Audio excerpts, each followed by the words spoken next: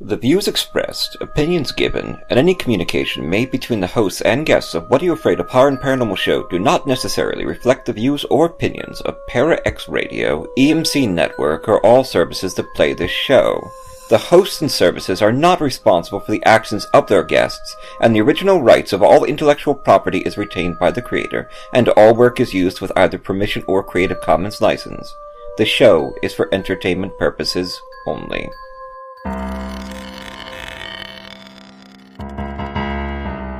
I'm horror author T. Fox Dunham. And I'm horror author and filmmaker Phil Thomas. And tonight we're asking you, what are you afraid of?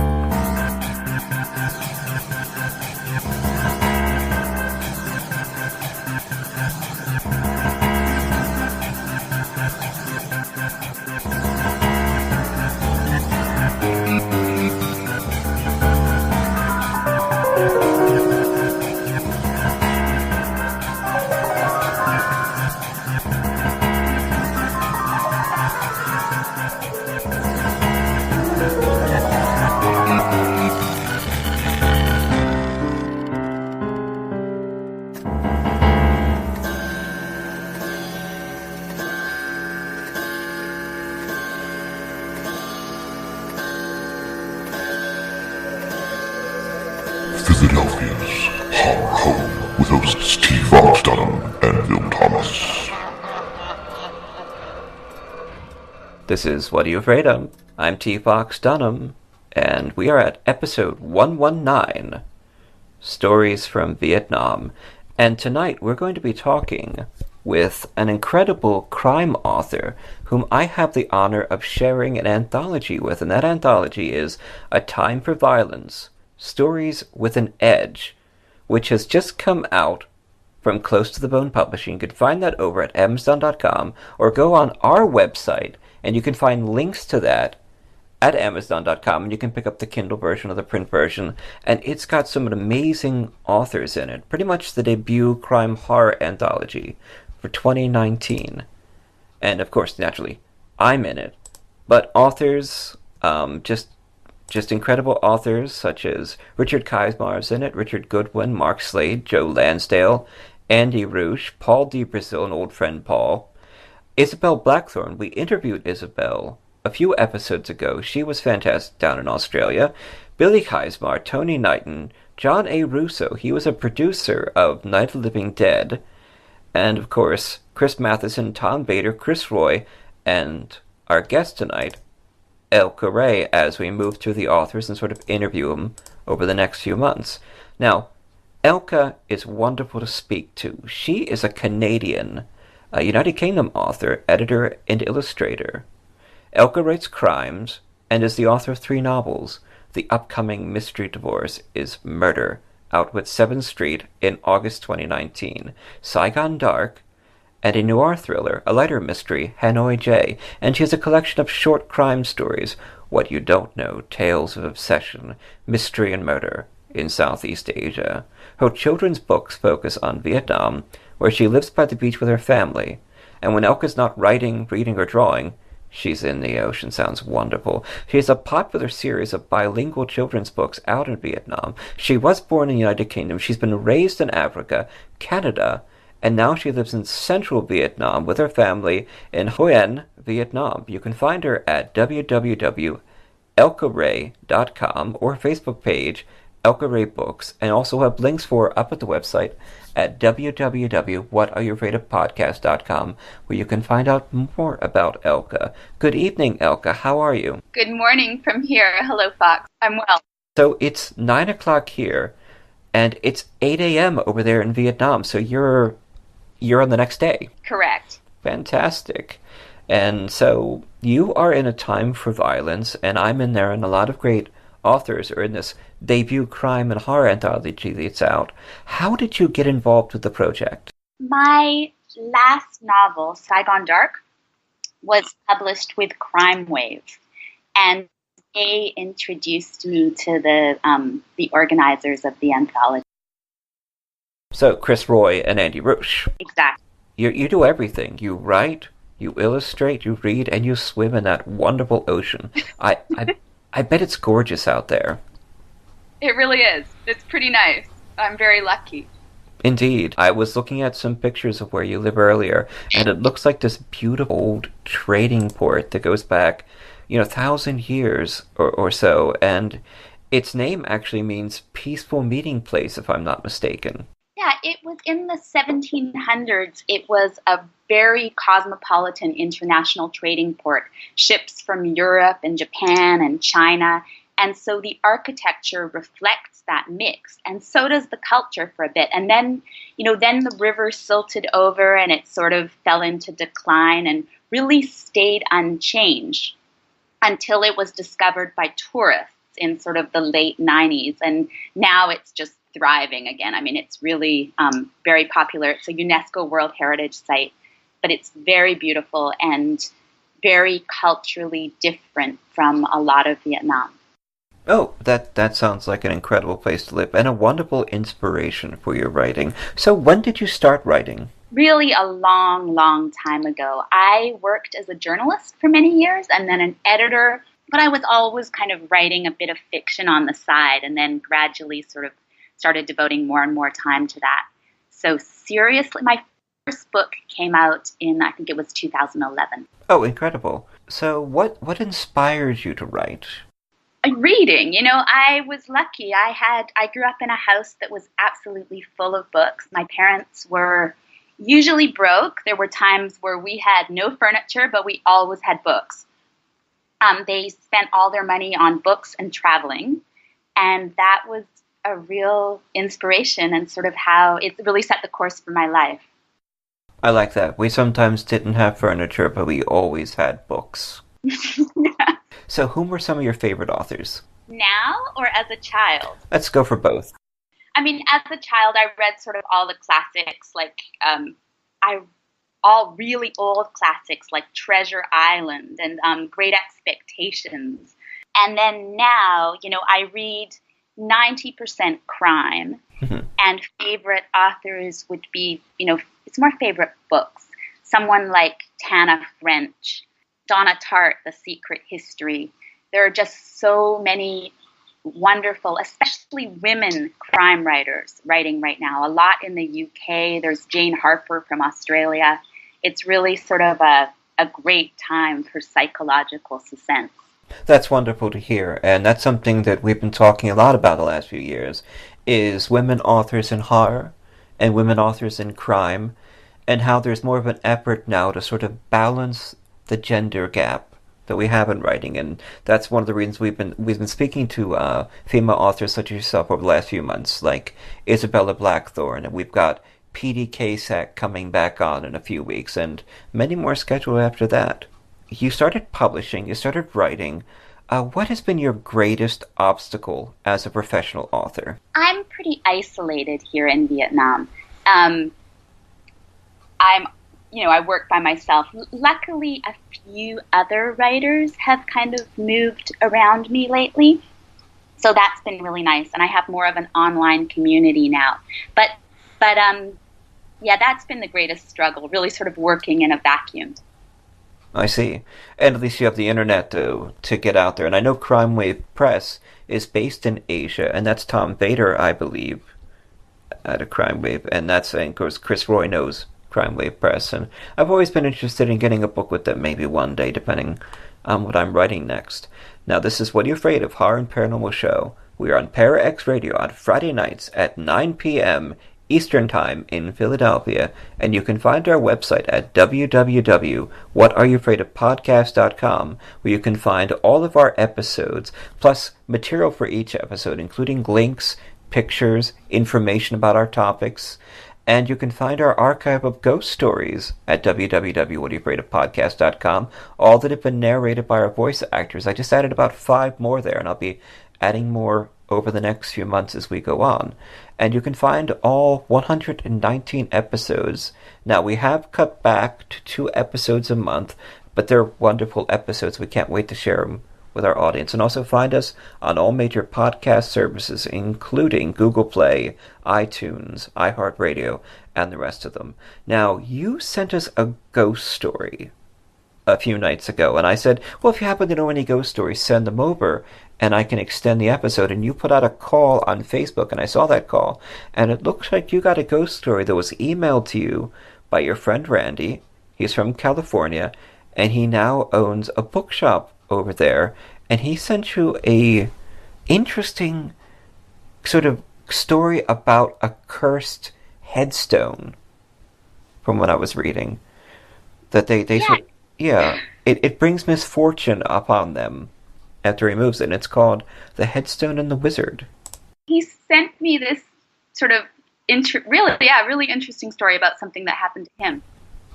Indeed, and we love that. We love the personally sent stories. So one of our voice actors narrated this, and we are going to play this now for our audience on episode 119, Stories from Vietnam, with author Elka Ray on What Are You Afraid of? Horror and Paranormal Show.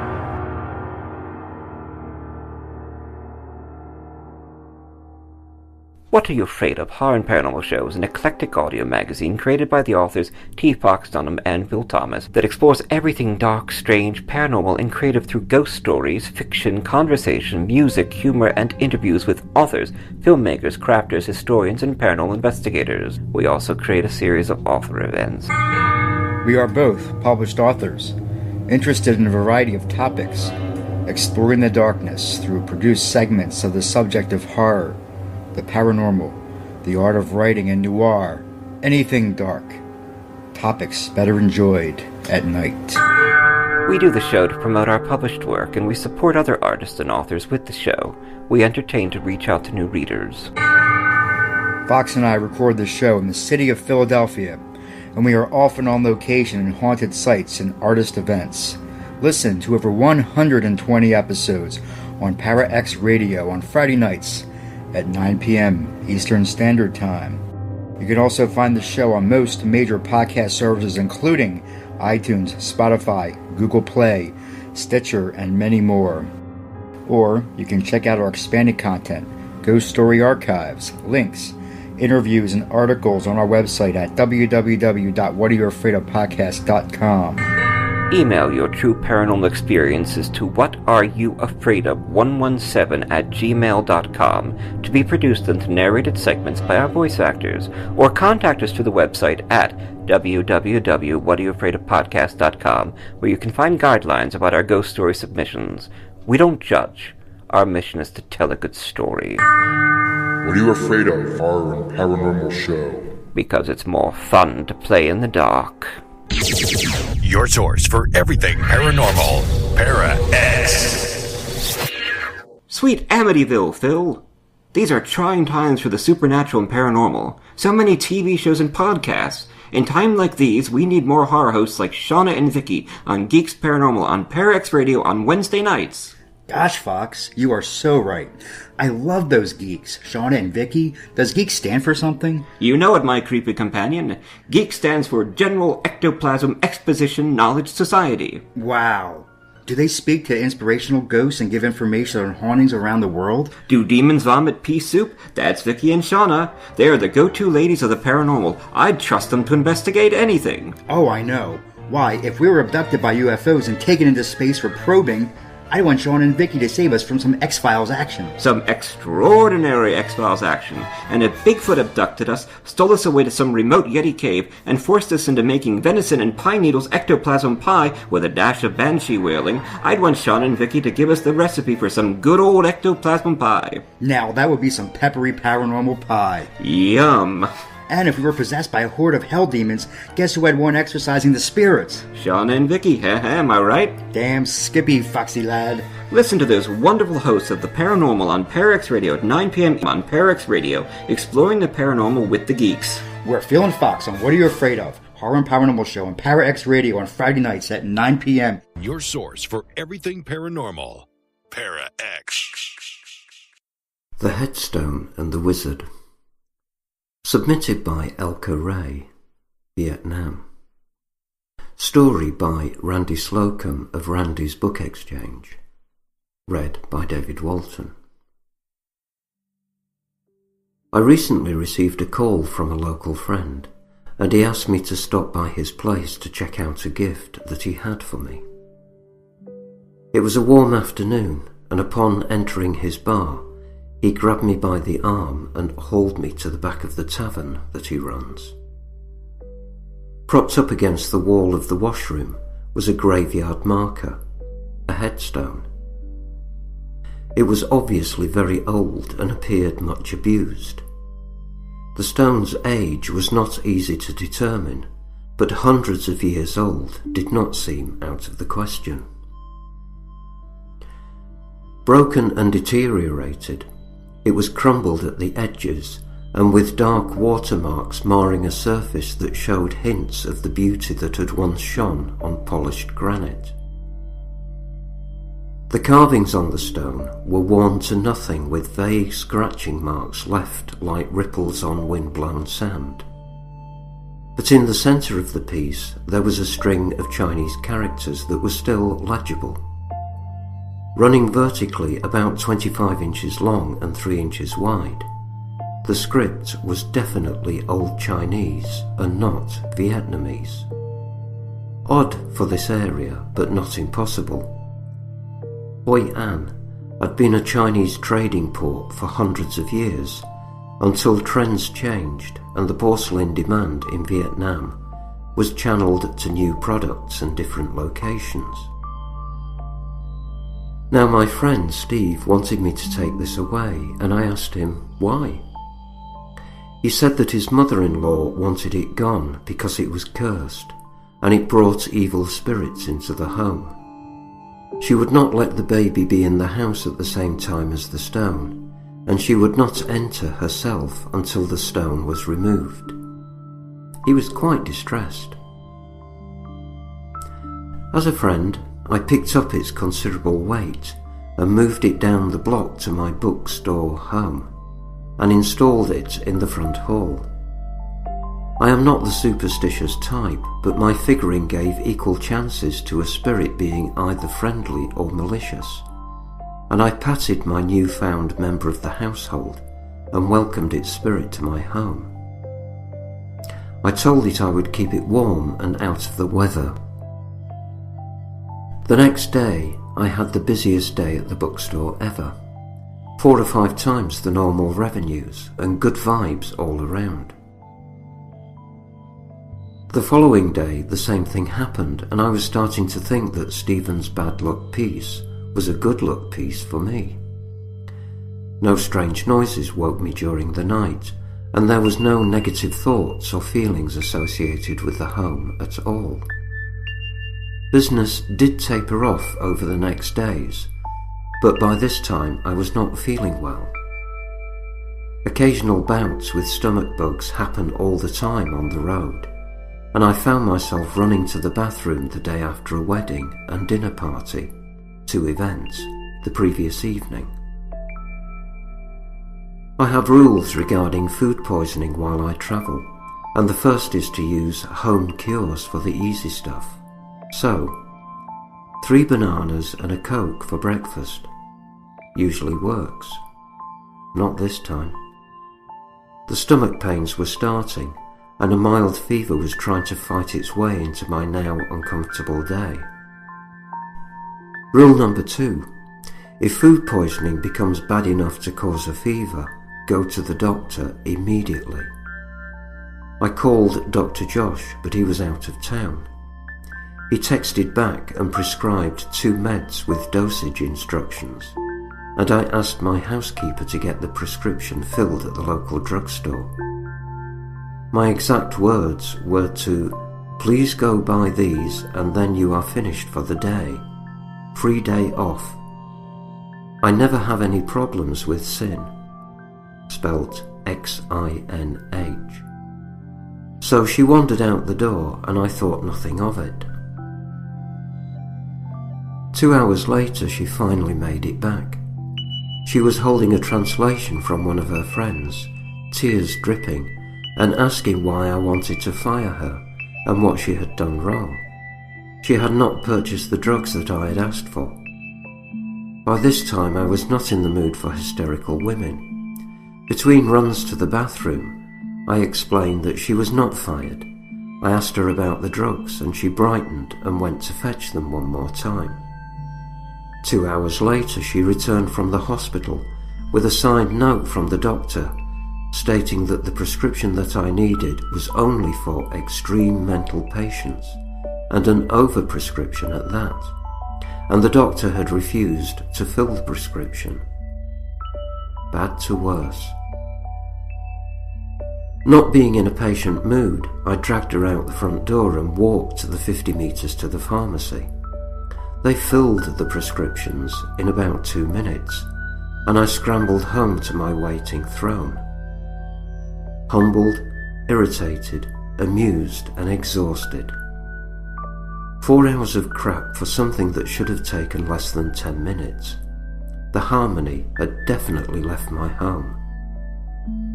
Translation problems are a bitch, but I had never had problems with her like this before. I sent her on her way and waited for the drugs to kick in, and gradually my mind and my bowels relaxed. All appeared to be well. All was not well. At 3 in the morning the stomach pains woke me. The whole thing started all over again, and I was texting to the doc to find out what was wrong. He passed on some more recommendations for various drugs, and for the next 48 hours I powered water and rehydration drugs and continued my porcelain track meet. I had been thinking of my new housemate and letting the superstitions of the locals creep into my mind, wondering if I was indeed cursed. I called a local friend and he contacted the local shaman, a wizard of some renown. He arrived later that day, dressed in a royal blue silk robe with matching hat. Age undetermined.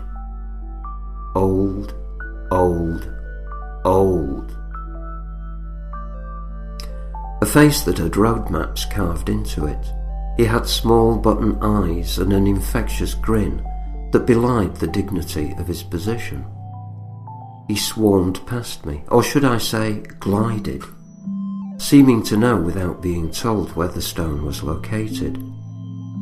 Incense in one hand, the other furiously making arcane passes over the stone. A droning, repetitive, almost sub-vocalization vibrating through the house.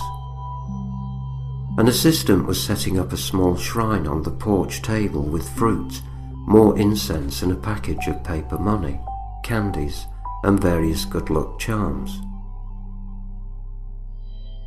Many blessings occurred, and they took the stone away after covering it with some sort of altar cloth. The wizard informed me that the headstone belonged to a woman from an old Chinese family, and that the family was large and still living in Hoi An.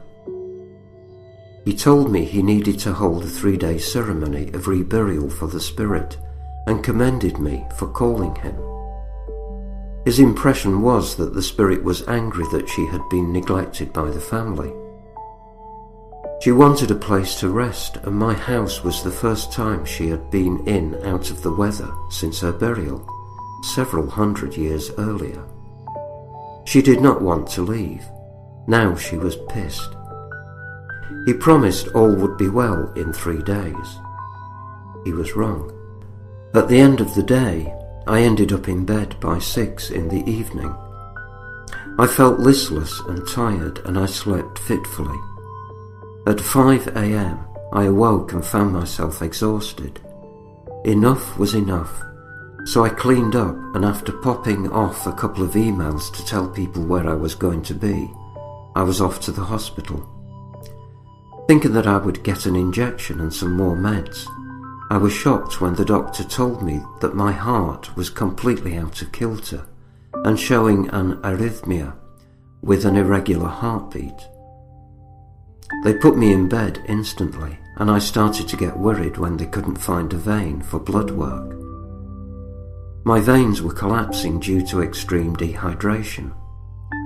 They finally found a vein and put me in intensive care with full monitoring and transfusions going full blast.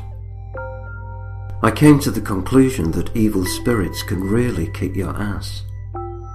24 hours later, they released me from the hospital. Being away from the house gave my system a break and I was feeling better. The minute I re-entered the house, my stomach revolted and it was back to the track meet. I doubled up on my meds, and this seemed to keep things under control. I would feel better in the morning and worse as the day progressed. Finally, I called the wizard and asked him to return. He brought out the big guns this time, with many presents and gifts for the spirit. He also had containers of rice in which to capture the spirit. While droning along, he sprinkled holy water by dipping a flower in a large container of clear water. I later found this to be rice wine.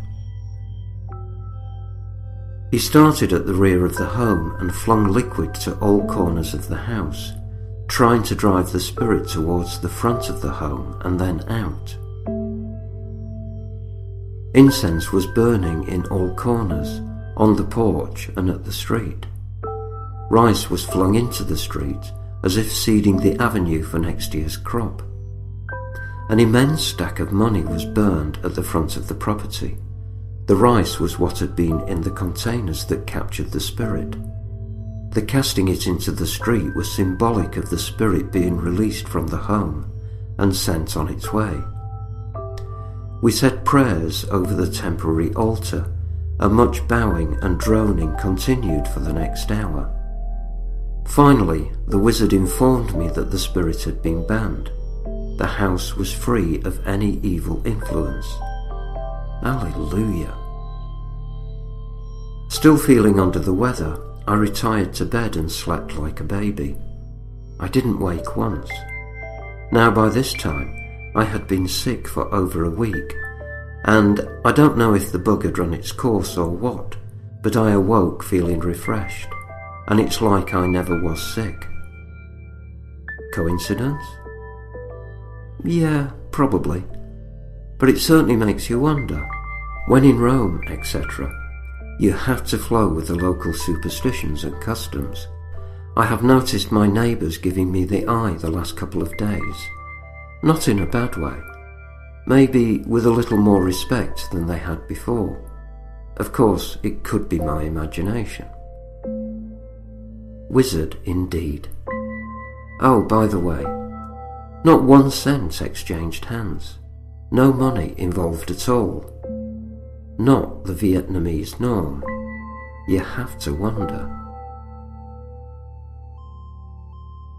Please check out Randy Slocum's store in Hoi An, Vietnam. Randy at bookshowian.com. That's spelled BOOKSHOIAN.com. http://www.bookshowian.com. Again, BOOKSHOIAN.com. Aslokran at yahoo.com. That's ASLOCRAN at yahoo.com. The meaning of life is to find your gift. The purpose of life is to give it away. Randy Slocum.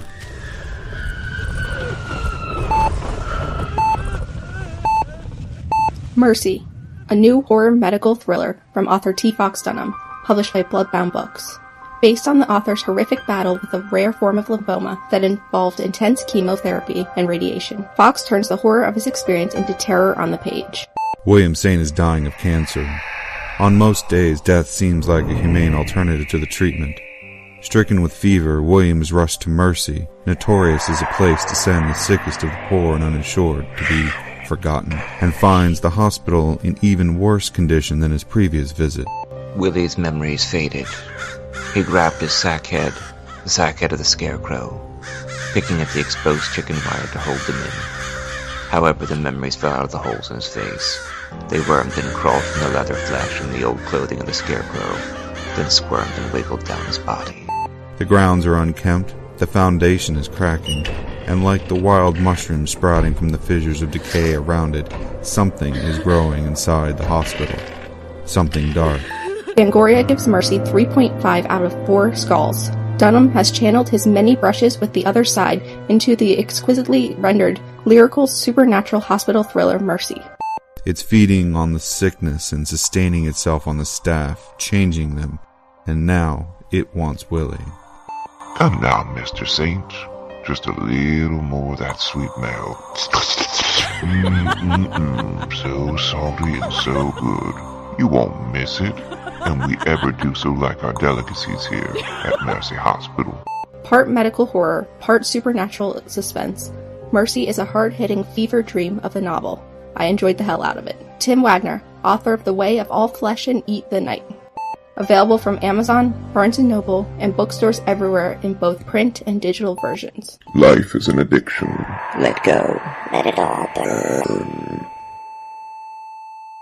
Hi, I'm David Walton, and I drop whatever I'm doing to read whatever Fox and Phil demand of me. My digital, as opposed to ectoplasmic alter ego, is called Brendan Shawland, who regularly plays guitar and sings in a virtual world. Brendan has a website, David doesn't. Bandcamp sales figures would suggest that Brendan's music is decidedly niche. If you want to be in the vanguard of support as Brendan heads towards global domination, just put Brendan Shawland in your favourite search engine, and you'll find his website very close to the top.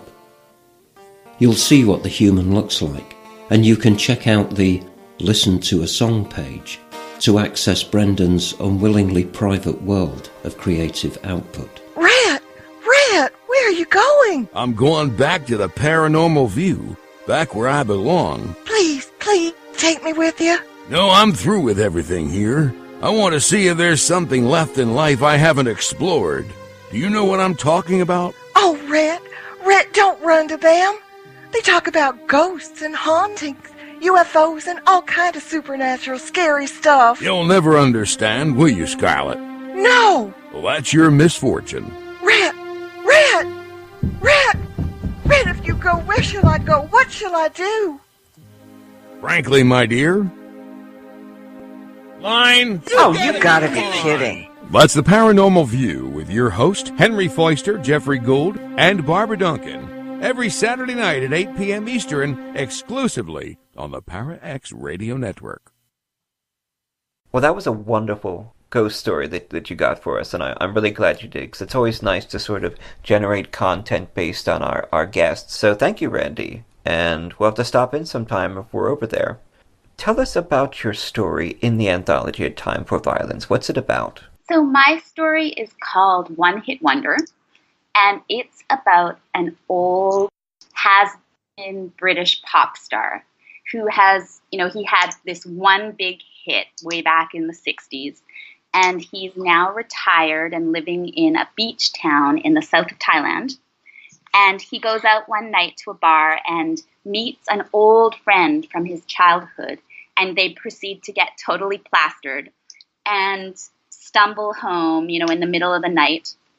And then the next morning, the main character finds his old friend dead in his garden. Bit of a shocker. I think it must have been, yes. Indeed.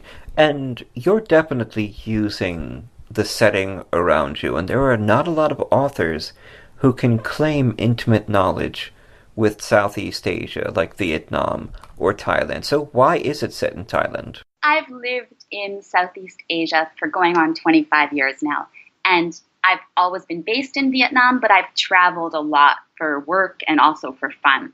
Yeah, my collection of crime stories, What You Don't Know, those are all set in Southeast Asia, and it's such a brilliant setting for tales of kind of immorality. Indeed. In fact, I've always heard legends of that sort of thing from Thailand. Urban legends about people who go over to find immoral acts of fun. So, do you only write crime stories, or you do ghost stories too?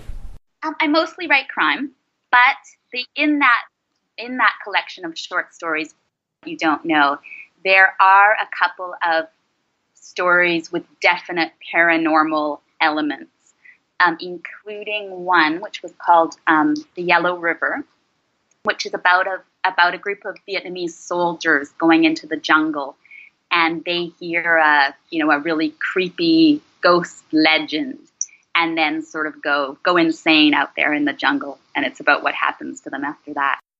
Oh, that sounds incredible. We'll definitely have to check that story out. Our fans, of course, we do. Our show is based on anything on the darker side, noir, ghost stories. We speak to paranormal investigators, authors, horror film directors, all sorts. So we sort of jump around, and our fans have eclectic tastes like we do. And of course, we are speaking to author Elka Ray on episode 119 of What Are You Afraid of Horror and Paranormal show. Now, different cultures view ghosts in different ways.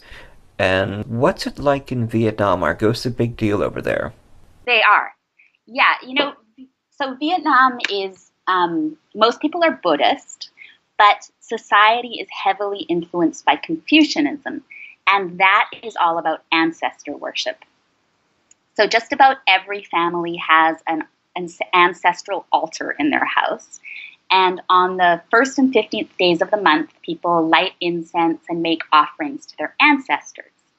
And, an ancestor is an old relative who's died, but they've died in a good way, and they've had all the proper rituals performed for them, and sort of in exchange for the offerings, they take care of you.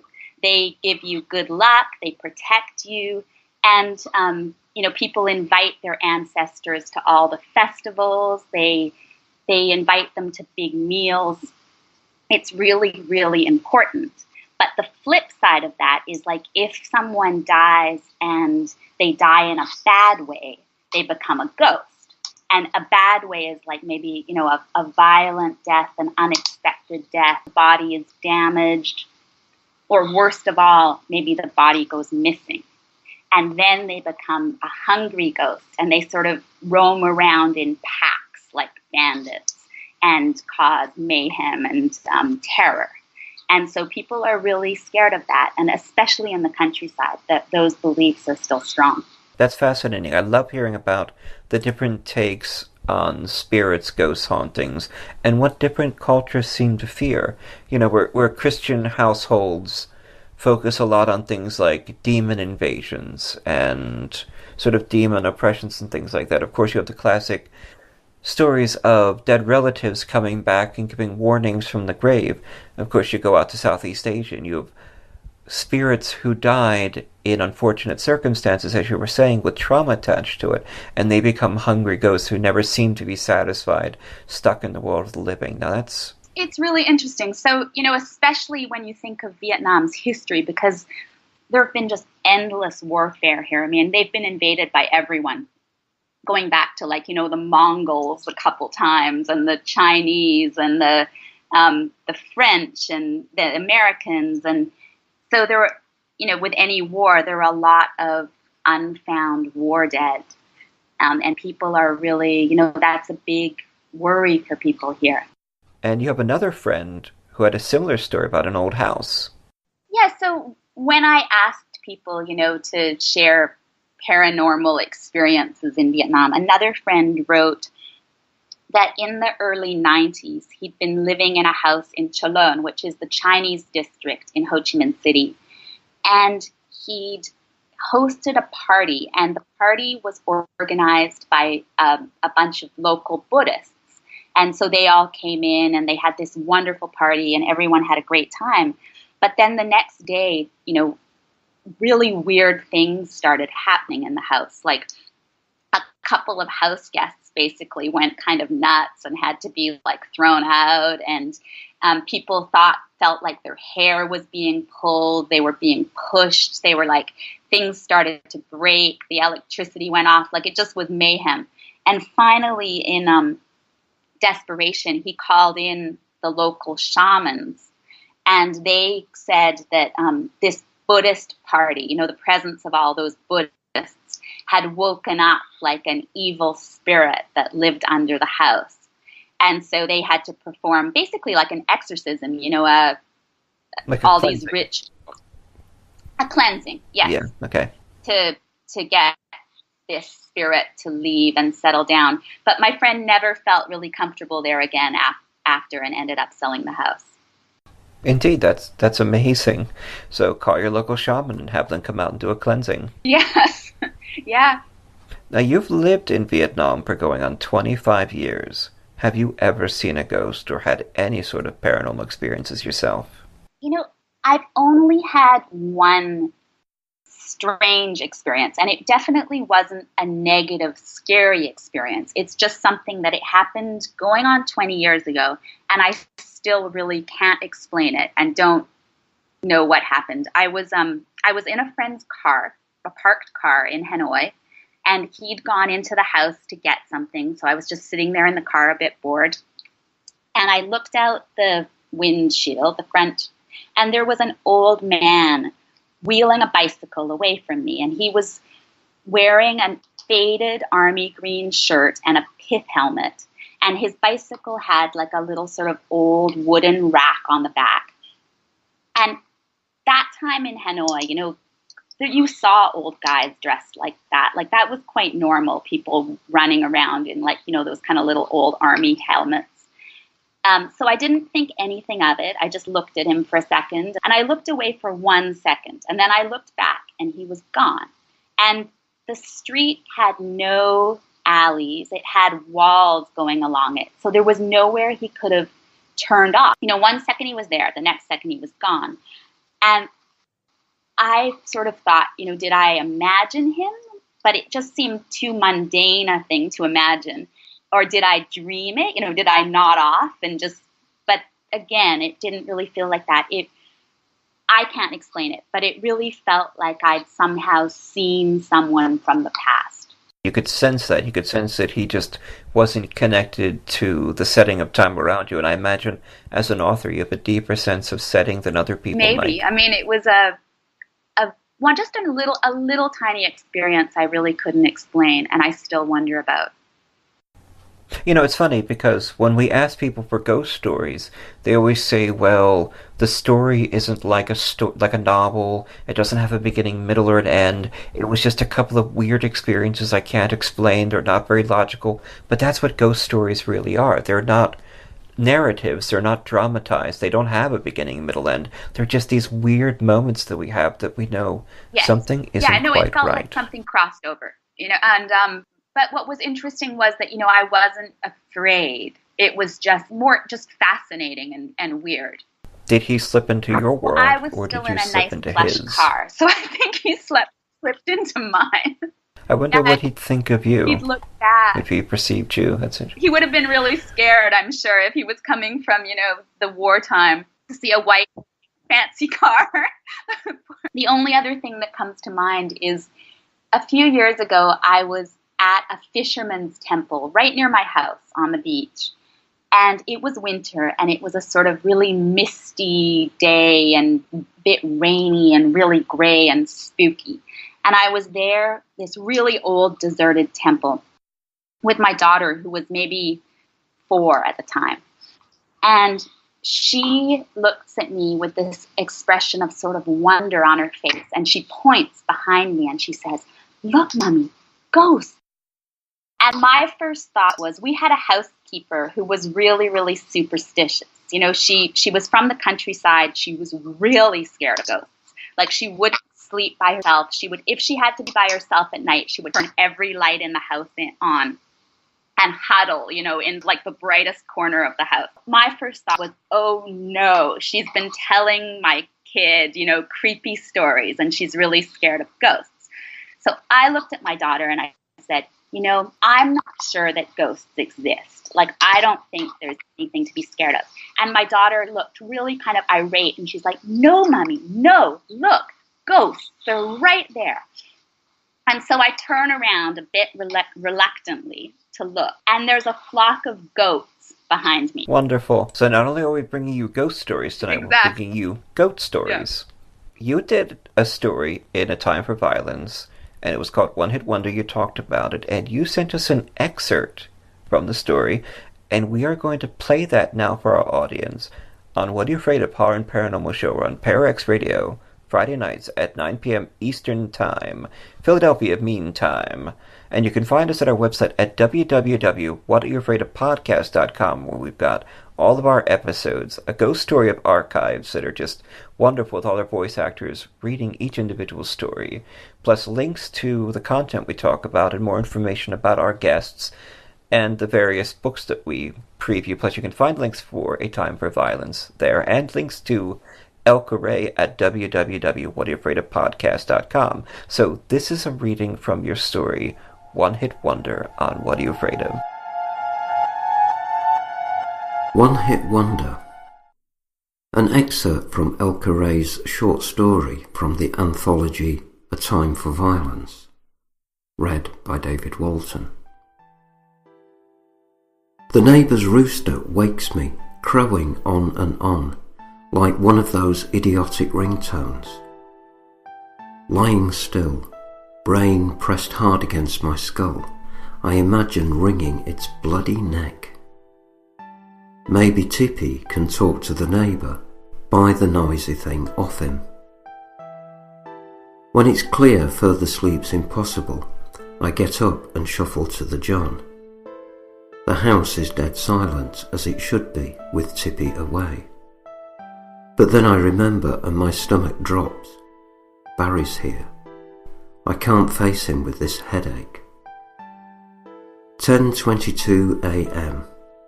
It's later than I thought. The kitchen lies empty and quiet. Maybe Barry woke early and buggered off.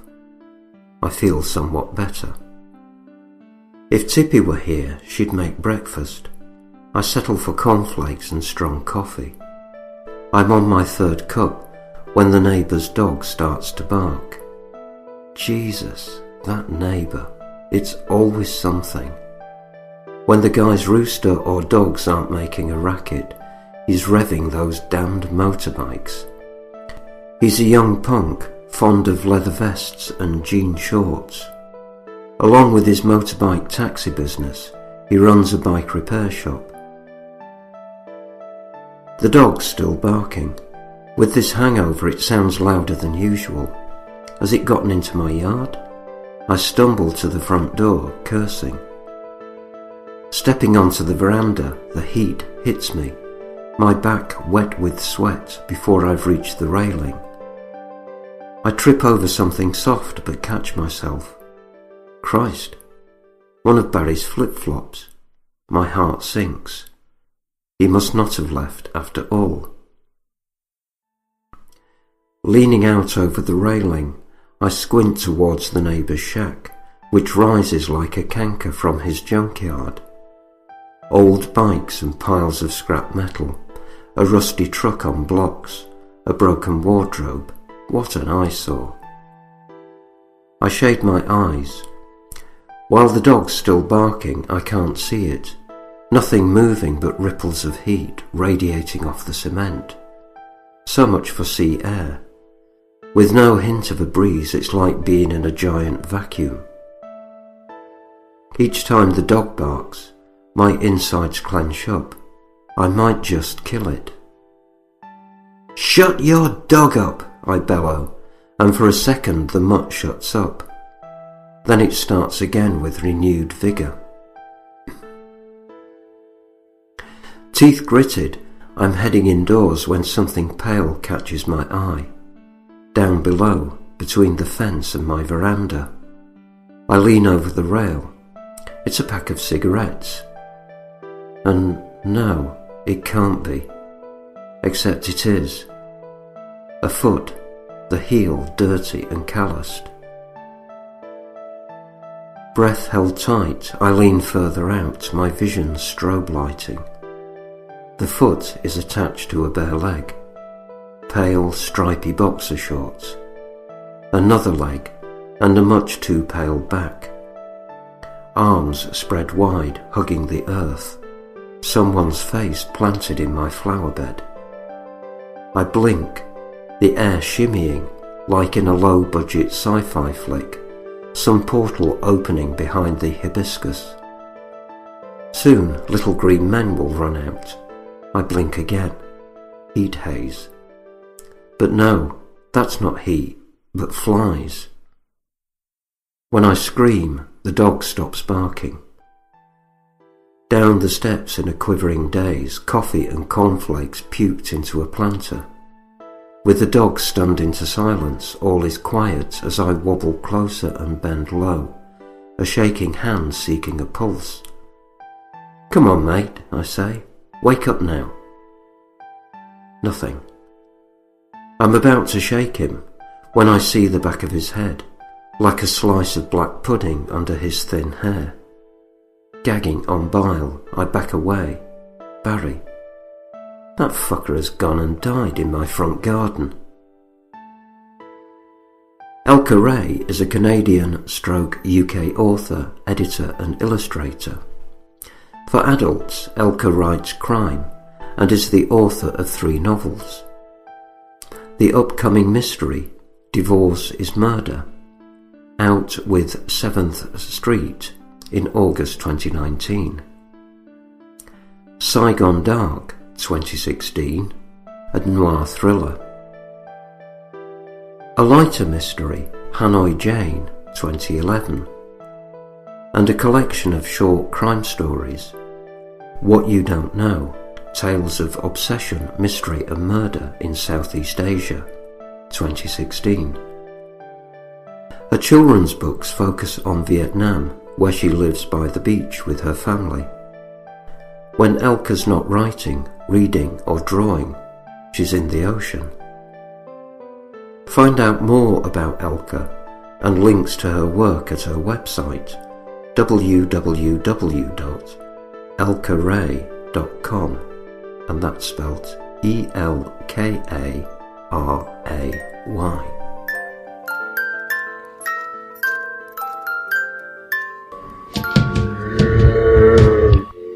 That's really potent stuff. We're back with Elka Ray on episode 119. Ghost, it feels like, God, I remember back to 19 years ago. We're now 119 episodes. And it's just a wonderful story among a collection of wonderful stories. It really is the debut horror, paranormal, and sort of crime noir anthology for 2019, and we are speaking to Elka Ray. So we're talking about the many ghost stories you've had. We're also talking about your writing. How has living there affected your style of writing? You know, I've definitely become interested in darker fiction since I lived here. And I think, well, being in any sort of part of the world that's developing, there's just so much room for things to go wrong. Oh, I like that a lot. And so you've grown closer to the darker side of the spectrum, living where you were. It's which is amazing. It's such a beautiful place. It is very beautiful. I mean, it's great. And if you're lucky, if you're one of the lucky ones, it's wonderful. But, you know, there's a lot of injustice as well in any poor place. I imagine that if I lived on a beach and had beautiful white beaches as I saw, I'd probably never have the inclination to write again. My pain drives a lot of my writing, and I find when I'm happier, it's harder to write. Yeah, no, I don't find that at all. I really believe in yin and yang, and I really believe in sort of, you know, the light side and the dark side, and I really see that very clearly here. Love it. Excellent. So, let's say you had a telephone that could call yourself back when you started writing. It can send a call back in time. What advice, like what wisdom, what do you know now that you wish you knew then when you were starting out as an author? In the beginning, I believed I was a literary writer for quite a while, and I wrote a lot of beautiful prose that didn't go anywhere. So my advice would be to just tell the story. Just tell the story. And see, I tell that to a lot of newer writers that start. They always think they've got such a take on it that they're going to go out and write, and then you read and it's full of flowery language and a lot of metaphors, and you can see them really trying hard to make prose, and instead the professionals just write it down and worry about the prose later. They just get it on the page and write it from the heart. And then, I mean, most of writing, at least most of my writing, is actually stripping stuff away. So, you know, I spend most of my time just cutting words out. And that's very true. It's what I tell people. It's 20% creation 300% editing. It's like woodworking. That's what I often compare it to. It's a lot of sanding. Very true. Very true. It's wonderful speaking to you, Elka, and I'm so glad you could take the time to talk to us tonight on episode 119 of What Are You Afraid of? Horror and Paranormal Show. What are some future writing projects? I have a mystery that is coming out in August with 7th Street. It's called Divorce is Murder, and is a change for me because it's set in Canada. It's set in Western Canada where I grew up. So it's not in Asia, and that's a big shift. So I've just sent off the second book. And then I'm also at the same time working on a much darker psychological suspense. Oh, that's wonderful. I like that a lot. They sound like great characters, and we look forward to seeing that series coming out in the future, plus your previous work. We can find your website at www.elkaray.com, or you can find you at facebook.com, Elka Ray Books. And plus links up at our website at www.whatayouafraidofpodcast.com, where you can find more information about Elka, links to her work, and links to that crazy, kooky, dark noir anthology, A Time for Violence, that I'm also in. I have a story called Disrespect about the New Jersey Mafia that I had a lot of fun writing, and we'll be talking to other authors from that anthology, including old friends like Paul D. Brazil, in the next few months, and you can check that out again at www.whatayouafraidofpodcast.com. I just want to say thank you very much for having me. Oh, we're very glad to, and thank you for coming on the show and helping me prepare such a wonderful show. You sent me some great content, and... Well, thank you. I mean, there's endless, interesting material about Vietnam and sort of paranormal things and the supernatural, so it's interesting for me too. Well, we hope to hear more from you in the future about that. Well, thank you so much for being on the show. Thank you very much. Have a lovely evening over there. And this is T. Fox Dunham at What Are You Afraid of? Horror and Paranormal podcast on Pararex Radio at Friday nights at 9 p.m. This has been episode 119, Stories from Vietnam, with author Elka Ray. Good night, everyone.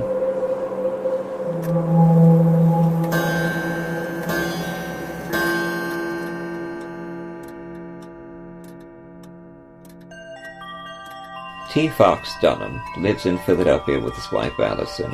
He's a lymphoma survivor, cancer patient, modern bard, and historian. His first book, The Street Martyr, was published by Gutter Books. A major motion picture based on the book is being produced by Throughline Films. Destroying the Tangible Illusion of Reality or Searching for Andy Kaufman, a book about what it's like to be dying of cancer, was recently released from Perpetual Motion Machine Publishing, and Fox has a story in the next Stargate anthology from MGM and Fandemonium Books, Points of Origin. Fox is an active member of the Horror Writers Association, and he's had published hundreds of short stories and articles. His motto is Wrecking Civilization, one story at a time. Phil Thomas is an author and screenwriter from the suburbs of Philadelphia. His screenplays have been produced into feature films False Face and Always from Darkness, and are available in major retailers such as Best Buy and Target, as well as availability on Netflix and Amazon On Demand. His short films can be viewed on his YouTube channel, Film Zero Presents. He is a member of the International Association of Professional Writers and Editors, and he currently writes for Cultured Vultures, Game Skinny, and BloodyDisgusting.com. The views expressed and the opinions given by the individual host and their guests do not necessarily reflect those of Para X, its affiliates, or its sponsors.